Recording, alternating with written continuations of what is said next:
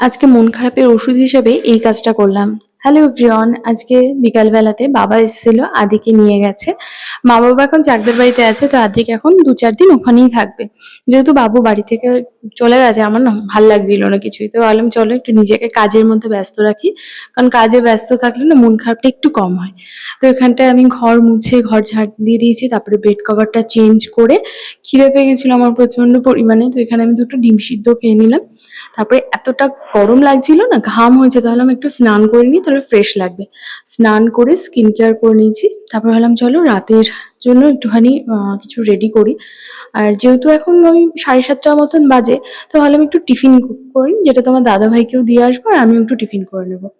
তো এখানটায় আমি সব মশলাগুলো দিয়ে, আর এখানে ধনেপাতা লঙ্কার পেস্ট আমি অ্যাড করে দিয়েছি। আর এখানে একটু গন্ধরাজ লেবু আর টক দই দিয়ে এটাকে ভালো করে মেরিনেট করে কিছু সময় যদি রেখে দেওয়া যায় তাহলে বেশি ভালো হয়। বাট আমার কাছে তো টাইমটা কম ছিল, আমি ওই ১৫-২০ মিনিট মতন রেখেছিলাম।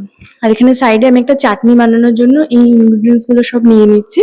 চাটনিটা দিয়ে মানে যখন চিকেন পকোড়া খাবে দেখবে টেস্টটা ডবল আসে।